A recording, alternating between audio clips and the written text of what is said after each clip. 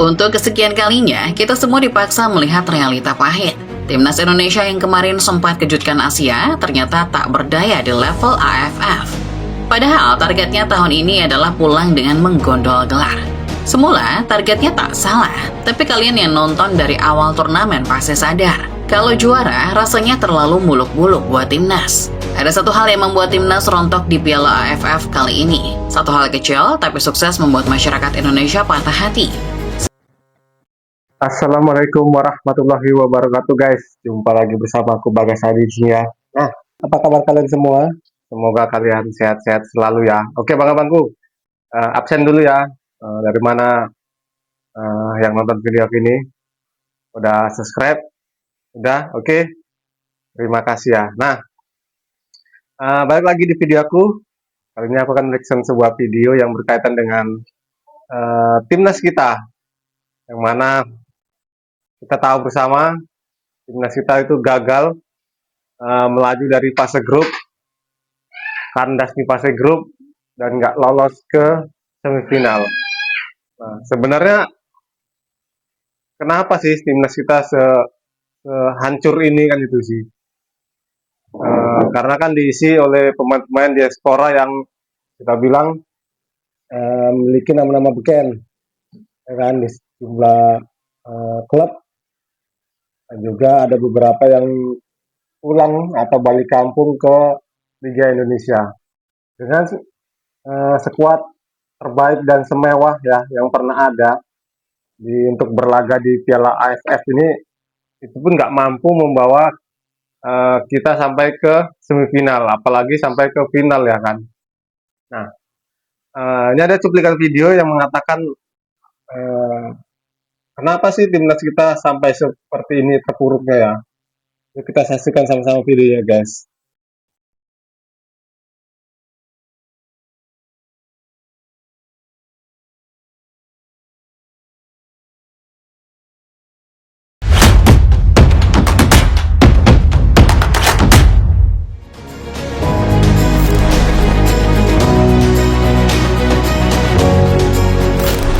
Pertama-tama, coba kalian jawab dulu dengan jujur. Seberapa optimis kalian melihat timnas Indonesia juara sebelum gelaran Piala AFF 2026 dimulai? Yakin sebagian besar dari kalian pasti sangat optimis. Sekarang, pertanyaan yang sama diajukan di tengah turnamen. Mungkin mulai banyak orang yang menarik keyakinannya kembali. Mulai ragu akan nasib Indonesia. Ya, begitulah penampilan timnas di Piala AFF 2026. Tak perlu jadi pengamat atau pandit kelas dunia untuk menyaksikannya. Timnas Indonesia bermain dengan gaya yang benar-benar berbeda dari sebelumnya.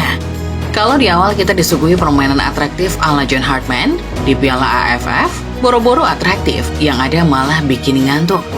Waktu menang melawan Kamboja dengan telak, aura King Indo memang sudah terasa. Tapi waktu kesulitan melawan Timor Leste, baru kentara jelas ada sesuatu yang tidak beres. Indonesia terlalu bergantung pada 1-2 individu. Selain itu, John Hartman tampaknya menerapkan taktik kuno lagi di Piala AFF 2026 ini. Betul, taktik kuno spam crossing dan insya Allah. Padahal, sewaktu FIFA Series kemarin, Hartman memakai taktik atraktif. Permainannya cair, passing-passing antar pemain begitu memanjakan mata. Pressing pertahanannya juga luar biasa. Pokoknya, ciri khas gaya main tim-tim modern Eropa. Tapi kenapa tiba-tiba semua itu menghilang? Taktik Hartman yang asli itu yang di FIFA Series atau yang di Piala AFF ini?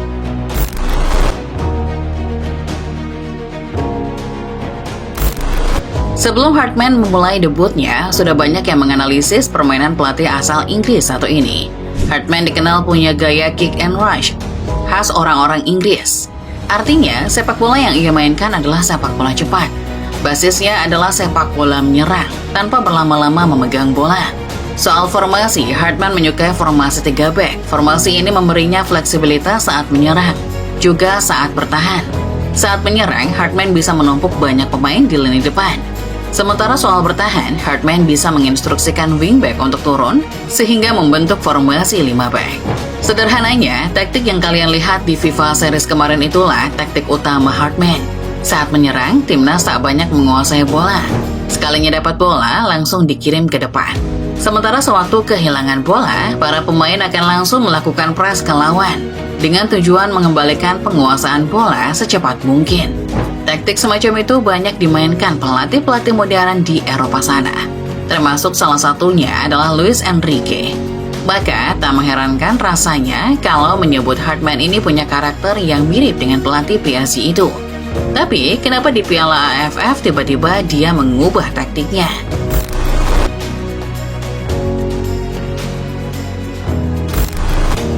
Apa sebab John Hartman mengubah pendekatannya di Piala AFF 2026?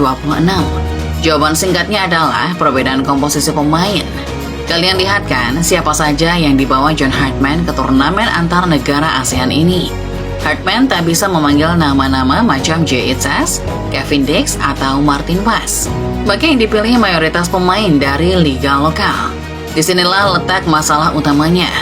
Bukannya meremehkan pemain liga lokal. Secara kualitas para pemain yang dibawa Hartman ini masih kalah jauh dibandingkan Itzas dan kolega. Bahkan, beberapa pemain naturalisasi yang merumput di liga lokal juga ikut mengalami penurunan performa. Pengecualian untuk Tom Hay yang tetap bisa gendong-gendong di sini. Para pemain seperti Jay Itzas dan Kevin Dix terbiasa main dengan atmosfer Eropa yang cepat dan berintensitas tinggi. Untuk itu, ketika diinstruksikan main cepat seperti di FIFA Series kemarin, permainan bisa berjalan lancar. Aliran-aliran bola terjaga, peluang-peluang di mulut gawang pun banyak tercipta. Bandingkan dengan para pemain timnas di Piala AFF 2026 ini. Salah umpan dan pressing yang nanggung sepertinya sudah jadi pemandangan lumrah di mata kita para penonton. Lihat juga bagaimana gawang Indonesia koyak di tangan para lawan. Hampir atau bahkan mungkin semua gol itu lahir dari blunder pemain kita sendiri. Perbedaan mindset inilah yang menciptakan ketimpangan antara pemain seperti Itzas dan kawan-kawan dan para pemain di Piala AFF 2026. Karena tim yang dibawa ini adalah tim berbeda dari biasanya. Para pemain macam Tom Hay dan Rizky Ridho juga harus membangun ulang chemistry mereka. Jadilah permainan seperti yang kita semua saksikan hari ini.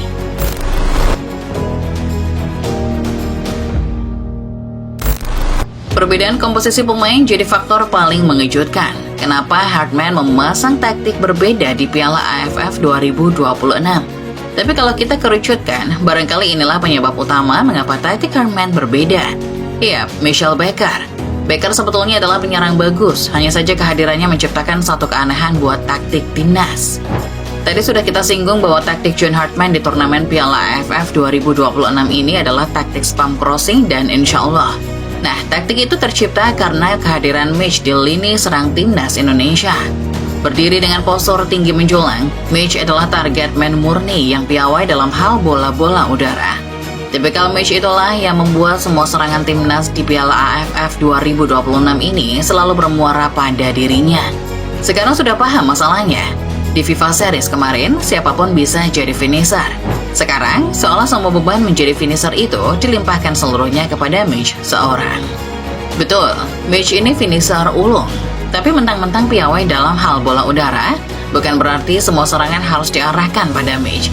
Bukan berarti juga semua umpan yang diberikan harus berupa long ball atau crossing-crossing tinggi. Kalau ketemunya Timor Leste dan Kamboja sih masih oke. Tapi kalau sudah ketemunya Vietnam atau Singapura seperti kemarin, ya selesai.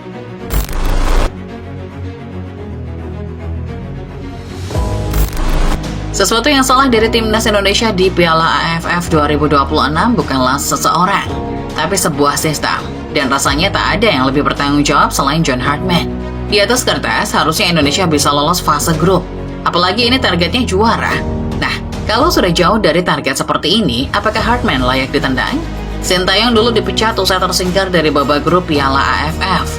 Tapi kita rasanya sepakat kalau itu adalah sebuah kesalahan. Untuk itu, kesalahan tersebut hendaknya tak diulang di era Hartman. Kalah di Piala AFF bukan alasan untuk mendepak seorang pelatih. Namun, Hartman sudah sepantasnya mendapat tekanan. Memang benar, komposisi skuad yang berbeda membuat Hartman tak bisa menjalankan taktiknya dengan maksimal. Tapi, seorang pelatih bagus tidak dinilai cuma dari kecemerlangan. Oke bang ya, direction kita. Memang jauh ya berbeda ketika kita melawan Oman ya di FIFA Series di FIFA Matchday ya. jauh ya, kita menontonnya pun enak gitu kan, satu dua sentuhan dari para pemain tiba-tiba udah sampai ke gawang lawan. Ini kita muter-muter aja ya kan di eh, pertengahan lini tengah ya, lini tengah kita itu ya kan. Muter lagi di situ, balik lagi ke belakang. Setelah itu long ball ke atas, ke depan gitu. Target man-nya aja Mitchell Baker kan. Nggak ada tujuannya kan, tidak ada satu dua sentuhan itu yang membuat aktivitas ya kan. Itu yang membuat kita rasanya jauh sekali lah perbedaannya antara tim yang di AFF ini sama yang di FIFA Match dia. Itu yang membuat kita, harapan kita itu udah sirna lah kalau dibilang untuk bisa masuk ke semifinal ya guys. Namun, Hartman sudah sepantasnya mendapat tekanan. Memang benar, komposisi skuad yang berbeda membuat Hartman tak bisa menjalankan taktiknya dengan maksimal. Tapi, seorang pelatih bagus tidak dinilai cuma dari kecemerlangan taktiknya. Pelatih bagus juga dinilai berdasarkan bagaimana caranya ia keluar dari situasi tertentu, termasuk salah satunya dalam kasus Hartman. Kalau tahu taktik spam crossingnya tak mujarab, harusnya Hartman mencari cara lain. Entah main cutback atau menumpuk pemain di depan. Itu nyaris tak terlihat dari sosok Hartman. Selain rencana awal, Hartman tampak minim plan B dan tak bisa melepaskan tim dari kebuntuan. September nanti Indonesia akan melakoni FIFA ASEAN Cup. Di sini, Indonesia bisa main full squad. Inilah ujian berikutnya buat Hartman. Kalau pakai tim sekarang mainnya buruk, maka di FIFA ASEAN Cup nanti harus ada peningkatan. Karena kalau tidak, maka sah rasanya kalau akan banyak yang mulai meragukan kualitas Hartman. Akhir kata, perjuangan timnas memang sudah berakhir, tapi kesempatan untuk berbenah masih terbuka lebar. Oke abang-abang ya, udah kita saksikan sama-sama tadi videonya. Ada beberapa alasannya kenapa timnas kita itu gagal total di Piala AFF 2026 ini ya. Kita pertama optimis ketika melawan Kamboja, kan itu yang peringkatnya sekitar ya 190 atau berapa lah gitu, hampir menyentuh 200 lah kalau ya. Nah, kalau salah koreksi ya abang-abangku di kolom komentar ya. Nah, ini kita mengalahkan mereka dengan skor apa itu ya, 5-1 atau berapa lupa. Orang yang kedua kita melawan Timor Leste. Nah, disitulah mulai kita merasa ada apa ini dengan timnas Indonesia. Di babak pertama kita itu jelas 0-0, itu menandakan udah tanda tanya kan gitu. Memang kita tahu Timor Leste lumayan bagus sih pemainnya ya kan, ada beberapa yang merumput di Liga Indonesia kan gitu. Karena dia pasti sudah tahu, sudah paham betul karakter dari orang-orang yang ada di Indonesia kan gitu. Karena setiap hari dia berhadapan dengan pemain-pemain kita. Nah, di babak kedua masuklah beberapa pemain diaspora kita ya kan, yang pulang kampung lagi ke Indonesia, balik lagi ke Indonesia ini. Barulah di situ kita mempunyai kebuntuan di menit ke berapa tuh, 56 apa 50 berapa lah itu kan. Kita baru bisa membuat gol ya kan. Dan di akhir laga kita bisa menang lah 3-0. Tuh. Nah, di situ kita mulai tanda tanya, apakah kita mampu mengalahkan Vietnam. Yang kita tahu Vietnam itu tim yang bagus ya, kombinasi antara pemain senior dan juga pemain muda, mereka cair sekali kan, dipimpin oleh pelatih asal Korea Selatan juga kan, satu negara dari Sintayong. Itu mereka nggak banyak pegang bola, tapi sekali pegang bola langsung gol. Satu shoot, satu tembakan, satu gol. Dua tembakan, dua gol. Kan luar biasa kan itu. Luar biasanya kita, pertahanan kita yang luar biasa. Luar biasa bapuknya kan itu sih. Dengan full squad kita ya kan ya, di Piala AFF itu kita pun nggak mampu menciptakan peluang-peluang yang berbahaya ya di gawang Vietnam. Nah ini yang kita miris sekali ya, ketika pemain-pemain diaspora kita